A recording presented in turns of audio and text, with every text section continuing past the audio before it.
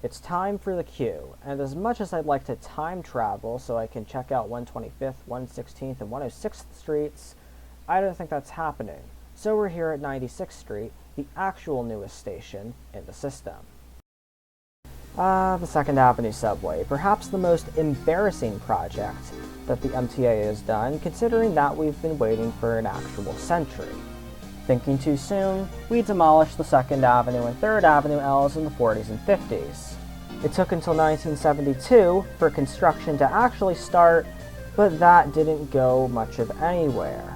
Only in April of 2007 did work finally restart, and just another 10 years until January 1st, 2017, the opening of the 2nd Avenue subway. Phase 1, mind you. There are 3 or debatably 4 other phases, so we're in for the long haul here.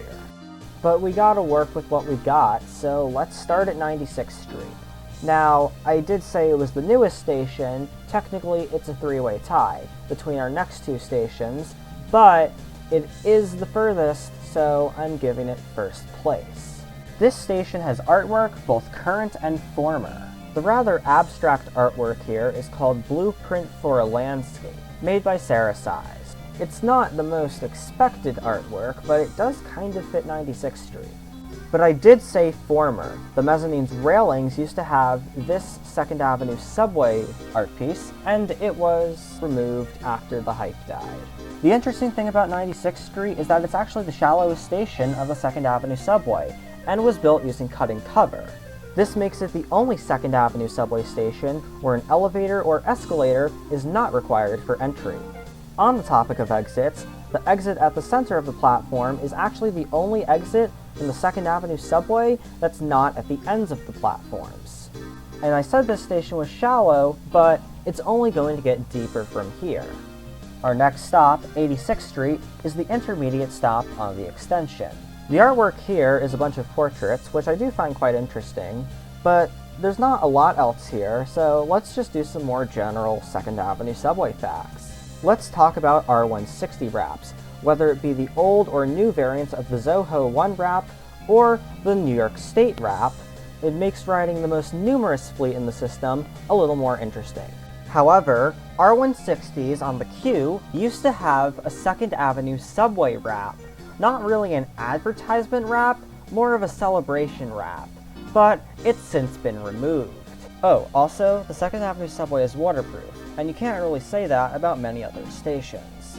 We hop back on a train to 72nd Street Station, which happens to be the deepest station of the 2nd Avenue subway extension. We round out the trio of interesting artwork with perhaps the weirdest of them all, one that depicts various New Yorkers going about their daily lives. Some of them seem to be having some troubles, though. The thing about 72nd Street is that it was originally planned to be a 3-track station, with the opportunity to terminate. It of course never happened, but it kind of survived with the 72nd Street bound Q train program, which is a program that exists. Going back to the point about this station being the deepest of them all, it's notable the amount of escalators you have to go down to reach the station. As you head out of 72nd Street Station, look on the left and be sure to watch out for the provisions of the southern half of the 2nd Avenue subway. We're next heading on to Lexington Avenue 63rd Street Station, which looked quite different before the 2nd Avenue subway opened.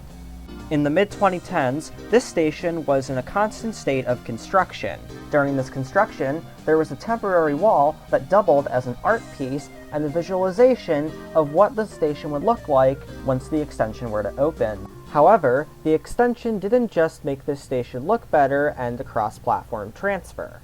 It added an entirely new exit at 3rd Avenue. However, the most interesting part is that this exit has always existed. When the station first opened, the 3rd Avenue exit was also made. However, it was left unfinished until the 2nd Avenue subway came and the station got renovated and it opened for real. It's liminal, but also quite interesting to see what this exit looked like before it actually opened. What's more, in terms of below sea level, Lexington Avenue 63rd Street is the deepest station in the system. The time-lapse plane now just shows you how many escalators you have to go through until you finally reach the bottom.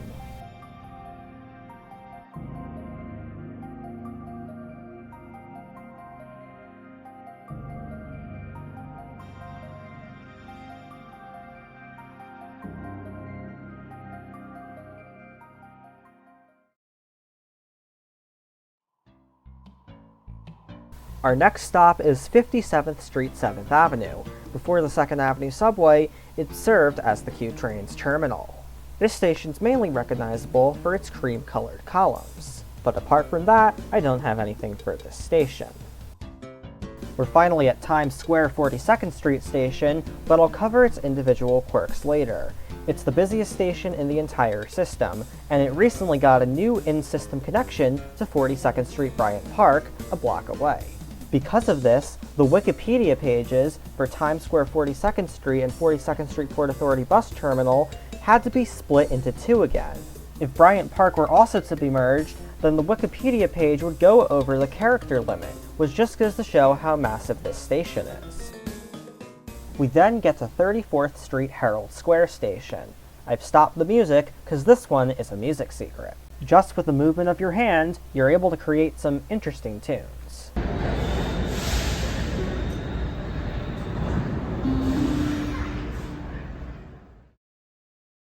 And now time for 14th Street Union Square, again. You should go watch the L train video where I covered some other things about this station, but if you want to transfer to the L train, here's a tip. Don't go via the main transfer lobby. Instead, stick to the very southern end of the train, and when you get off, you'll find a convenient staircase that takes you to the L train platforms a lot quicker. We then head to Canal Street station, our last stop in Manhattan. During the Manhattan Bridge reconstruction project, which I'll talk about in more detail soon, these platforms were not in use, but since they're still used as a transfer passage, they had to stay open, and an art installation was put in called the Canal Street Canal. The tracks were flooded and little boats were put on the water. Quite interesting. The Manhattan Bridge may not be the only above-ground river crossing in the network, but it's the most famous one by a long shot. However, by the time of the 1980s, it was already reaching 80 years old. With cracks being found on the bridge floor beams, a major renovation was definitely needed. It all started in 1986, with the northern tracks, the ones that the B and the D use, closing. Things started off well enough, as they only had to close for 2 years before reopening in 1988. There were interesting service patterns during this time, which gave us the yellow B and yellow D trains. However, when it was time for the N and Q South tracks to close, things went downhill.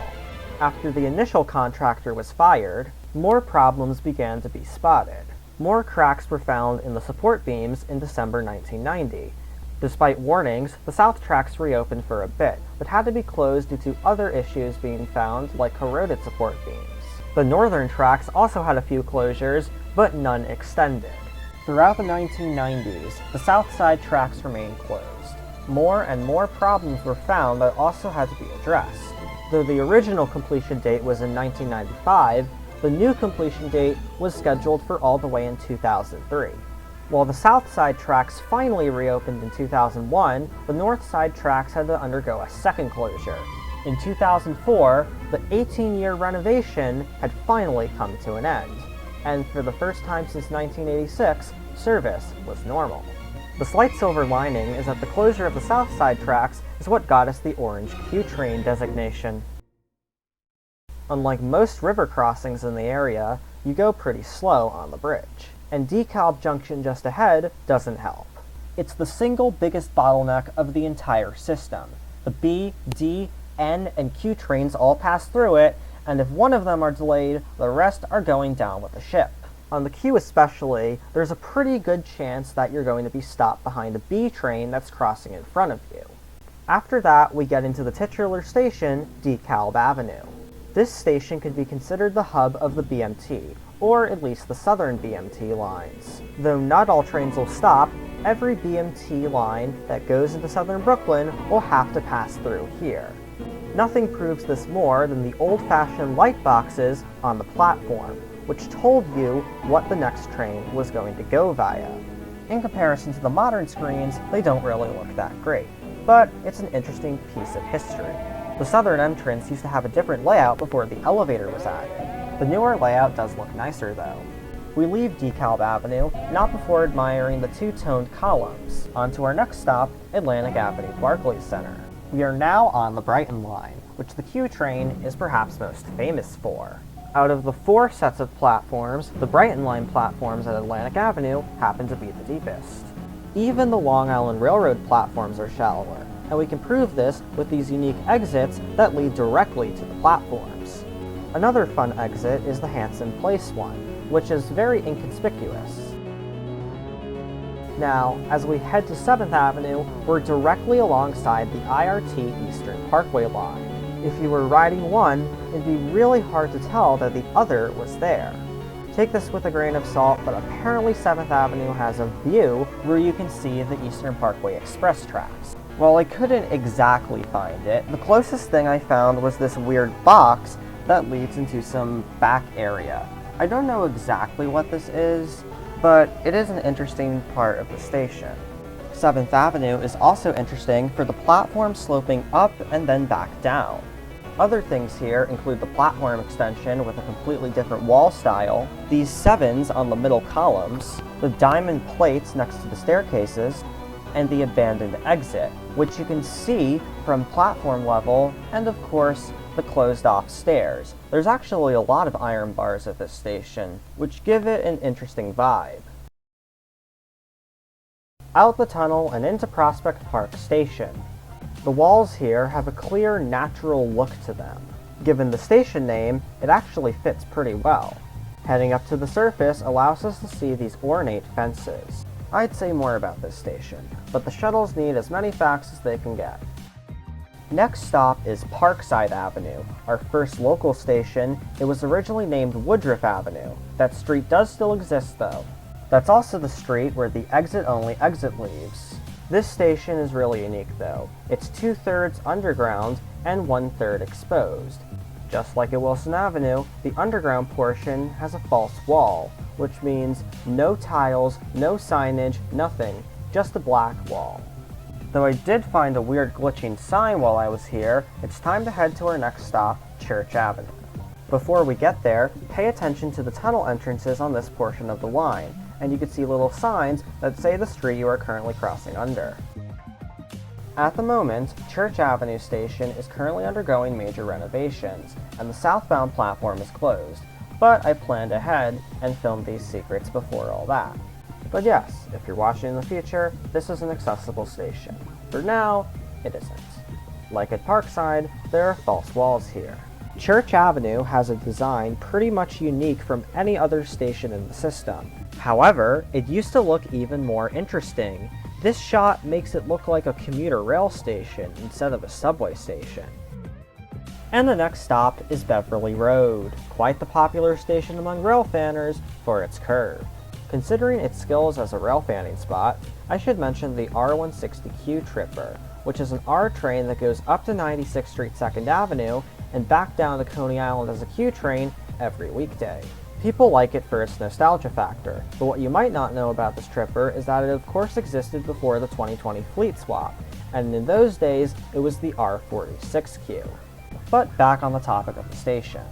Beverley Road probably has one of the weirdest emergency exits. Can you spot it? Well, it's this ladder that leads up to a manhole.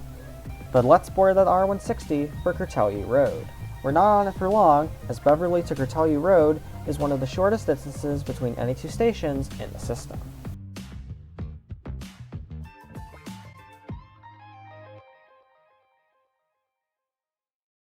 As you exit Cortelyou Road, you'll notice just how thin the platforms get, and on the northern end, it's even worse. Just look at the distance between the wall and the tactile strip.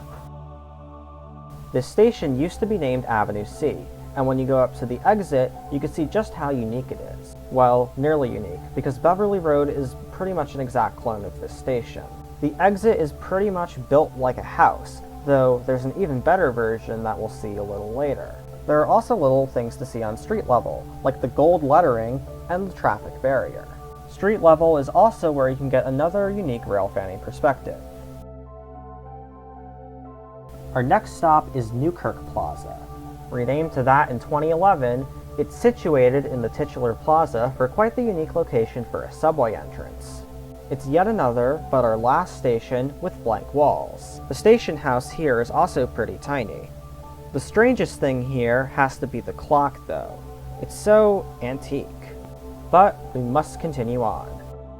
We rise above to our only grade level station on the line, Avenue H, For a local station on Brighton, there's a lot to this one. This station's accessible with the usage of ramps, and although the road may end, you can use the underpass to get to the other side. Now, exit on the east side, head to East 17th Street, head north until you reach Wellington Court, and then go towards the train tracks. You're met with the unknown yet one of the best places to railfan in the system. Avenue H's best secret is the exit. This is more of a house than even Cortelyou Road was able to do, and there's even a porch with chairs on it. We also pass over the abandoned Bay Ridge branch of the Long Island Railroad, and this is where there used to be a connection between the Bay Ridge branch and the Manhattan Beach branch, which was what the Brighton line was converted from. We pass by Avenue J and Avenue M, which when they were part of the Manhattan Beach branch, used to be called Manhattan Terrace and South Greenfield respectively. But with nothing more at these stations, we unexpectedly speed ahead to Kings Highway. This station is quite the bus hub, and even the B82 Select bus service is here. The thing about the side entrance on Quentin Road is that it's made to blend in with the storefronts. And there's also these weirdly soundproof wall things. The staircases aren't too interesting, but they actually used to incorporate bricks into their design. After Prospect Park, this station is the first one where there are switches that allow you to change from the local to express tracks, or vice versa. They also allow trains to terminate here. Also, it makes you realize that the Brighton Elevated is one of the very few 4-track elevateds in the system. Avenue U station may not have much to offer, but our next stop, Neck Road, has history hidden in plain sight.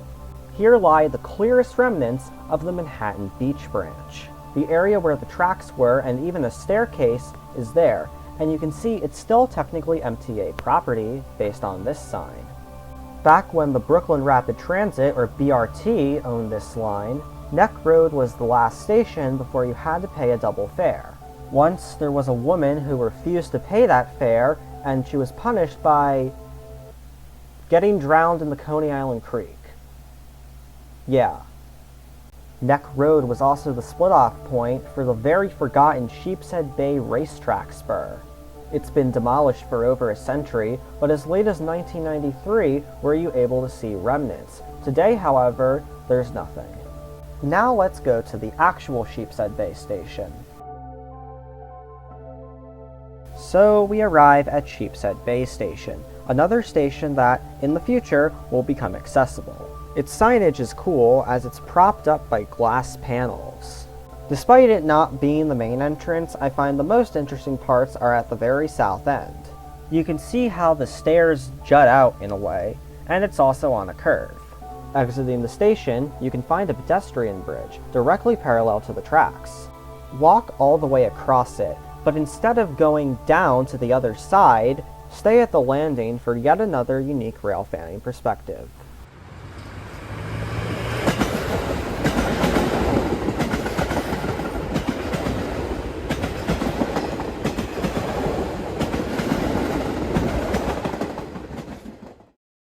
We don't have time to admire the gap warnings at this station. It's an unusually long distance between Sheepshead Bay and Brighton Beach, but when we get to Brighton Beach, we are faced with another curve. The escalator entrances are particularly cool here. The fancy font on the signs, and the general design of the escalator bank, and also the fact that it's a one-way escalator. Also on the platform are these cool metal structures. However, here is the point where B trains terminate. We're on our own once more. Looking at the views, it's actually quite hard to believe that the beach is just a 2-minute walk away. But it is there. A walk on the boardwalk leads us to Ocean Parkway Station. You can see that the station is not just on a steel elevated, but a whole concrete viaduct, and it's beautiful looking. It also makes for a bit of a cave when you're directly under it. Even though the B train doesn't stop here, there are still 4 tracks, and B trains during the weekends are often stored here. Also, due to track work, you'll sometimes see the Q train use the middle tracks anyways. This station also has some interesting light designs. From the poles on the eastern end of the platforms to the massive circular bulbs on the sides, one must imagine what this station looks like at night. We meet with the F train at our penultimate stop, West 8th Street, New York Aquarium.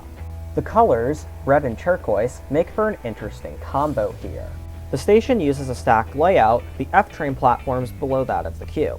But just like at West 4th Street, you can use an escalator to bypass the F train platforms to go straight to the queue. All the triangles at different angles make for quite the interesting wall, and there's also the entrance, which is quite cool looking. But we go to our final stop, Coney Island-Stillwell Avenue. As soon as you exit the station, you get great views to the boardwalk. There are interesting things at this station, like the closed Visitor Information Center, the open Customer Service Center, and the bus loop. An oddly iconic part of this station is the long passageway you have to use to get in. This station also is notable for using a lot of brick. One more thing to do, head to the other side of the street and see the grand entrance for the terminal of 4 BMT lines.